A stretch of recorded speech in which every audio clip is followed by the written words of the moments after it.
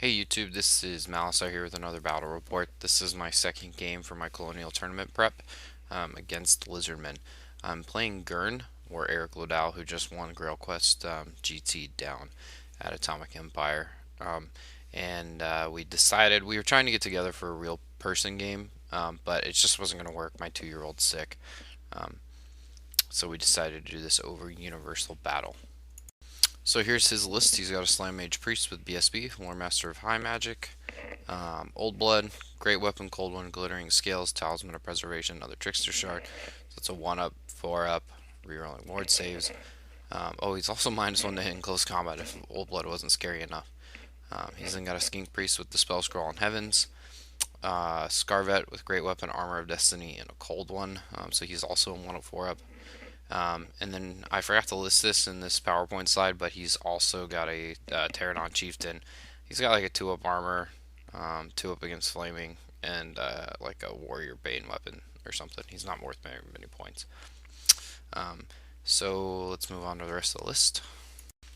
This is the rest of his list. I intentionally listed out every single unit so you could kind of see what's staring across from you at the army list rather than doing like just grouping them together by unit choices. Yeah, he has 3 units of 10 Skink Skirmishers, 3 units of 22, well, 1 with 21 Skink Cohort with full command, 3 Terrabons with Bolas, 23 Temple Guard, full command Razor Standard, and 6 Razordon Honey Packs with 23 Handlers. So this list is kind of scary for a high elf player. It's got a lot of poison shooting, tough 3 not. Very good armor saves means I'm probably going to lose quite a bit of troops. I'm going to explain more in the deployment phase just so you can kind of see what I'm staring at across the table about the matchup itself. But he's got a lot of threats here that aren't worth very many points. I know he was really wanting to do, instead of the Razordons, I think not even including the Temple Guard, doing like 2 units of 8 Croxigers for some close combat smash face kind of stuff. But this is what he ended up taking, and he's going to the Mid-Atlantic Masters this weekend. So I was hoping to give him a good practice game, so he can hopefully land a spot in the Masters as the president of FAL and see what he does there. Okay, so I'm going to go ahead and share my super blonde moment of probably the month here, as I just recorded this entire battle report, not really realizing that my headset and mic weren't plugged in. So let's try this again.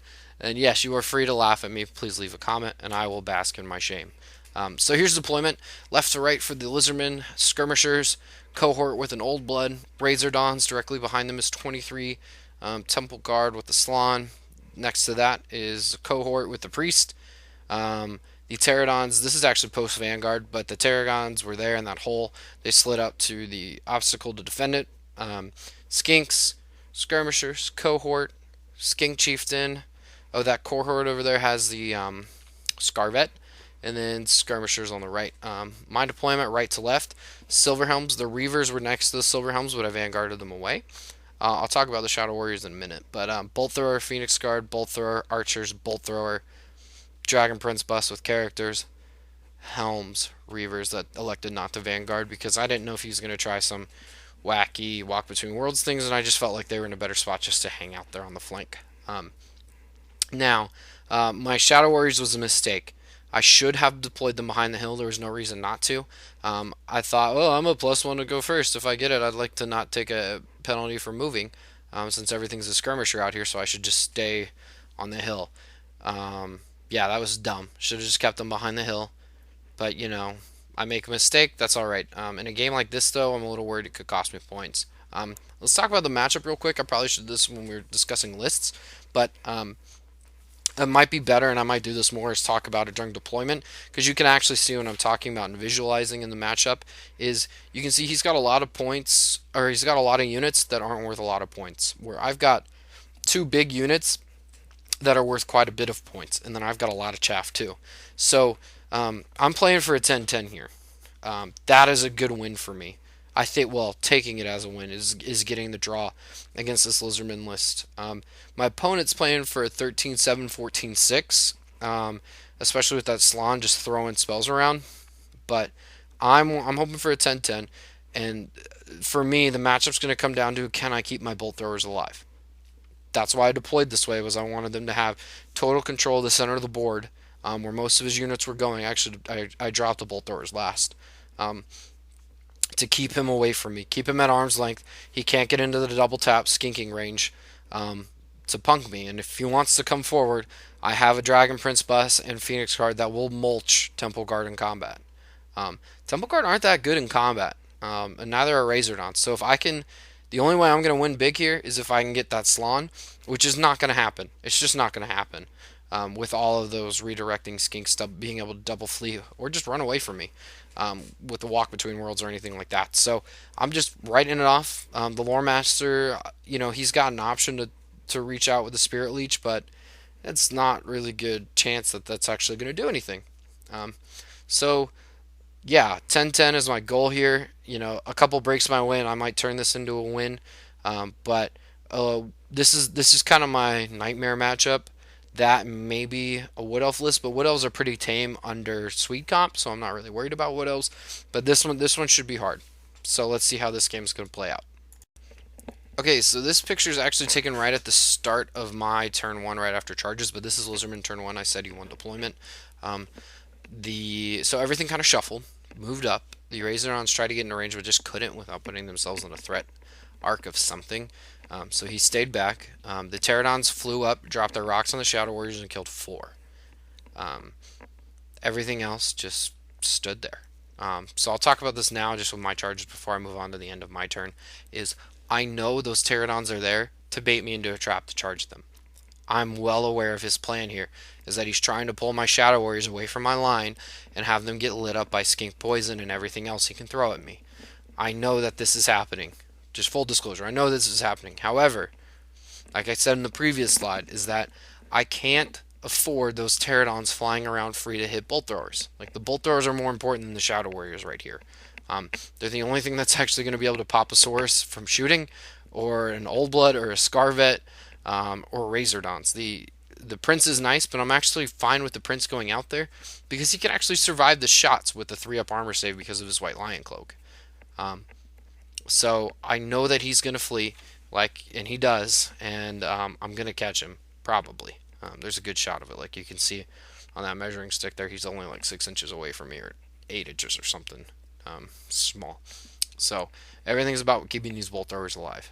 So his turn, his magic phase, he tried Arcane Forging. I stopped it. And then I think he went for Soul Quench and failed it on 1 dice or something like that. So let's move on. So this is the end of High Elf 1. Another pretty boring turn. And you're going to see that through this game, it's going to look really boring. But this was actually a really close game. It was really tight. Mainly because, there's not going to be a lot of opportunities to score points here. So there's not going to be probably not going to be any super decisive combats. So you got to go for points, and that makes these dice rolls huge.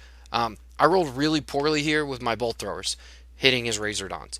I only did a wound or two. I did 2 wounds to a Razordon with 18 shots, and the archers. So that was hard. Like, thinking in your head, well, that's probably 1 unit I'll actually be able to get. That's worth any kind of amount of points in this matchup, because I'm just not going to be able to get to that Slann. So my Shadow Warriors jumped all over and butchered the Pterodons. Everything else slid up. I made another mistake here, deploying those Silver Helms just too close to the board edge. They should have swapped places with the Reavers, because it took me almost all 18 inches of my movement just to wheel them around that far. Being so close to the board and not having a position to swift reform. Oh well. The Reavers slid back to tuck in to keep those bolt throwers safe from anything coming around that hill there. And the Silverhelm's Dragon Princes are threatening the center there. If he wants to move his Razordons to come after me, then I'm going to charge him. And the Phoenix Guard moved just enough to keep the Slann in Spirit Leech range. I rolled a 9-5 magic phase. I threw 4 dice at Spirit Leech to start with the Book of Hoeth, and I failed to cast, so that was magic. Shooting, like I said, did 2 wounds to a Razordon, and that was it. And yeah, let's go to his turn 2. So you're going to see that some stuff's finally starting to die. The Chief flew up. Actually, hold on, let me start with this. So he's got the Scarvet there. I go ahead and just pop my Potion of Strength. Um, because my thinking is a Scarvet is going to murder my Prince and Shadow Warriors in close combat. 1 up, 4 up with a great weapon. He's going to just wreck my face if he gets in there. So I just pop my potion just to say stay away. Um, if you want to charge, then I'll probably kill you on the stand and shoot. And if not, 5 attacks with Shrink 7 is probably going to finish him in close combat. So I just burn the potion there. It's fine. I don't really have that many good targets for the potion this game anyway, so I'm just not worried about it. His chief flies up, drops a rock, kills 1 Shadow Warrior. We go to Magic Phase. He gets Hand of Glory off on the Razordons, bumps their ballistic skill by 1, which I'm fine with because I throw all my dice to start on Arcane Unforging. Again, on the Lore Master. So, um, and then the Razorons line up on the Silver Helms, and he kills 5 out of the 6. He rolled super hot, like he did 432 hits or total shots. He hit 26 times and did 22 wounds. Um, yeah, it was a lot. So they died. They got melted. Or was it 22 wounds? I can't remember. Anyway, we were both laughing at how sweet his Razorons were rolling. And I feel like I was lucky just to even have one there at the end of it. And everything else just kind of shuffled. The Scarvet jumped behind the impassable terrain there to stay out of sight for everything else. Okay, so you can see that the board's actually opening up a bit here. So he, with his Razordons moving up to be able to shoot me, put me within an 18-inch charge on the with the Silver Helms into the Razordons. I take it. I'd send the Dragon Princes in. He kills 2 with the standard shoot. The Phoenix Guard are 15 inches away, so I take that charge hands down. Um, we both know this here. If I actually catch the Razordons in combat, I win the game. The Razordons are worth a lot of points, and then that overrun has me set up primed to run right into his Temple Guard and kill his Slann, and win the game like on turn 2. So he flees. He's 10 inches from the board edge. He rolls a 9, which, bummer. That would have been nice, but you can't count on that. So the Razordons flee. I test to redirect the Phoenix Guard into the Skinks. He holds, or he standard shoots and doesn't do anything, just plinks off the ward save. The Silver Helms charge the Pterodon Chief. He flees, and his flight sends him through those cohorts that were both of the cohorts next to him. The one on the far right that the Scarvet jumped out of is actually out of the leadership bubble of the Slann, so he is testing on a 5 and he fails. He runs out, and then that actually leaves him on a 10-inch charge from the Reavers. So I charge again, and he just runs off the table. I test to redirect in the Skinks. He flees, and that just sends him off the table too, because he's just not looking to get tied down in close combat here. And that's just 70 points just to kind of keep me in place, which I can't blame him for. I still think he made the right move. Yeah, the cohort was bad, having that run off the table, but whatever. It's only 140 points, but that just threw me 210 points there. Um, so I just have a bunch of failed charges. I just kind of slide up a little bit. Unfortunately, the Silverhelm gets a 6, which sends him out in front of everybody. So I feel like he's probably not long for this world. Let's go. The Prince jumps down. He just missed being able to hop into the Phoenix Guard, so he just slides down on his own there. He shoots and he wounds the Pterodon Chieftain. It would have been really nice to kill him outright there, but beggars can't be choosers. Other shots, so I shoot all the bolt throwers and the archers into the cohort that didn't flee, and I kill over half the unit just right off the bat there.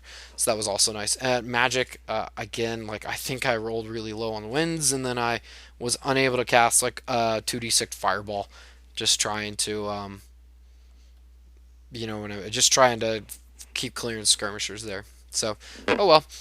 Let's go to Lizardman turn 3. Okay, this is the end of Lizardman 3. He rallies his Razordons. Everything else shuffles forward. He pops. He actually manages to sneak through Arcane and Forging this turn, which burns my ward save. Okay, so that's fine. Totally okay with losing that ward save. He then he's got a big face here, and I failed this. I rolled really poorly to stop him forging. He then winds up with Flames of the Phoenix this turn. Yeah, he flames me. I only lose 3 Phoenix Guard, no worries. And he actually, I think I let that one through. Yeah, so I let that one through first, and then he unforged me. Because, yeah, I don't really care about Flames of the Phoenix on this weak Phoenix Guard unit. Um, so, elsewhere, um, the cohort slid up. They then shot, and he did 9 wounds to the Silverhelm champ, and I failed one, so he actually did die. I passed all my panic. Um, Everything else moved up and shuffled like you see. The skink cohort reformed. I can't remember why he said he did that, but they did. Okay, so here's High Elf turn 3. Everything moved up like you see. Um, Again, not much happened other than I got Wizen's off and then dispelled um, Flames of the Phoenix, and my Prince joined the Phoenix Guard. So shooting combined to kill all of those skinks, but I needed just one more wound and I would have killed that skink priest. Um, I wasn't able to do it, which you'll see that this game, it's like, I can't keep leaving points out here because that's 90 points is not a joke in this game. Um, that's the difference between a win or not. Um, so I didn't get it. He passed his panic. Bummer.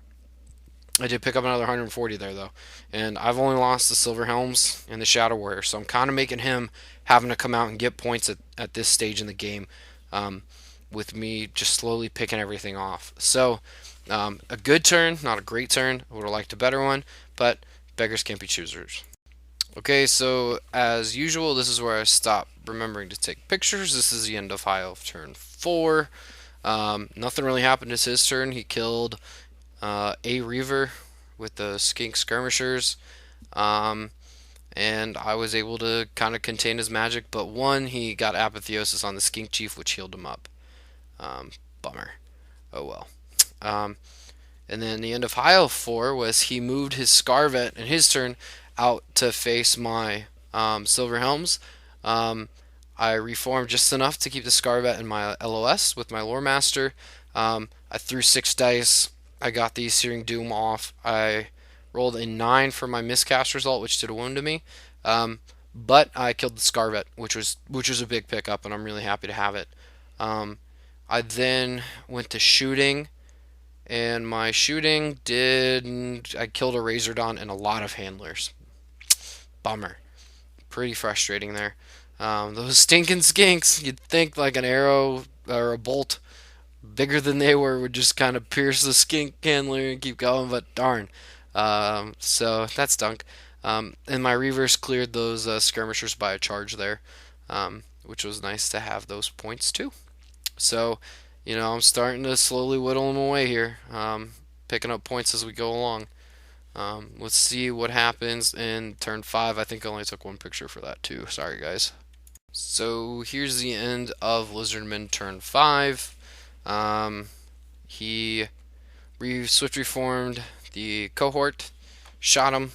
He dropped the old blood out of the unit to cover the center. My Reavers actually survived the shooting. Yay! So that was nice.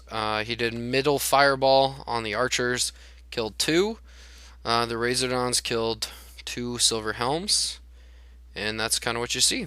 In my turn, I don't do anything. I don't think. I think I just plink away a couple more wounds on the Razordons. My magic's not doing anything this game. So yeah. So here's turn 6. Lizardman turn 6. Down to 3 helms there. The Reavers successfully dropped out and got around the hill to stay safe from the cohort.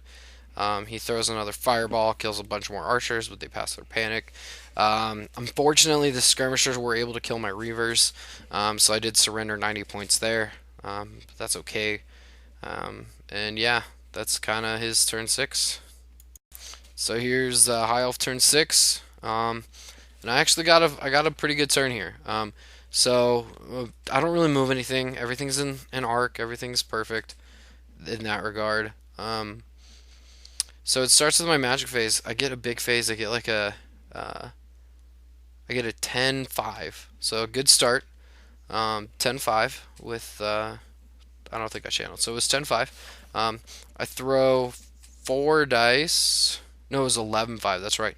I throw four dice at middle fireball. I get it, but I irresistible force. Um, Bummer. Oh well.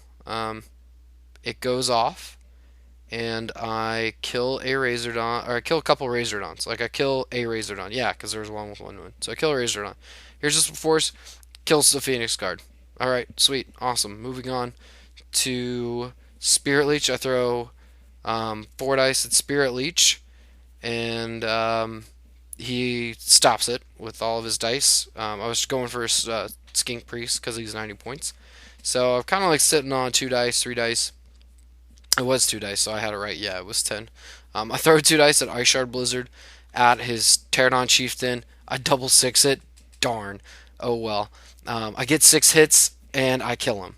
So that's great. So that was 94 points there that I picked up. I miscast again. I do a 9. He takes another one, so he's sitting on one left. All of my shooting combines to drop the Razordons to 2 with one wound remaining. If I had gotten that last wound, I would have gotten half points for the unit, but I wasn't able to. So that's how the game ends. Let's go to a wrap-up screen because I'm learning how to do this right, guys. So here's adding it up. The High Elves lost a Helm Dart. It was worth 158. A Reaver unit for 90. Shadow Warriors for 126. So I only lost 374 points. That's huge. That's awesome. Like I'm so happy with that result. I played a really tight game, and I think it shows only losing those 3 units. The Reavers was dumb. I shouldn't have been able. I shouldn't have given up those points. I should have just kept them running towards the board edge, but whatever. And then he lost two the skirmishing units, two of the cohorts, the Pterodons, the Pterodon Chief, and the Scarvet for a total of 776. So I did a dumb thing here, but I forgot to add in the point difference for comp.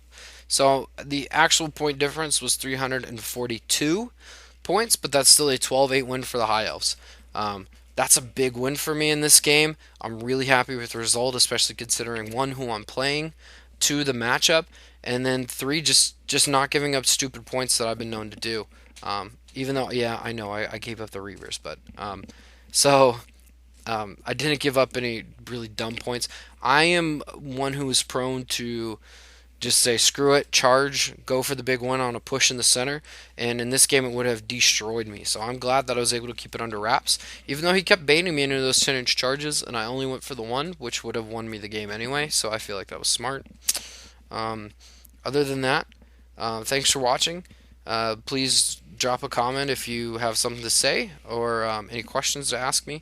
I'm really enjoying this YouTube style more than just the written blog. I'm having more fun with it. So just let me know what you think. Thanks again. Have a great day.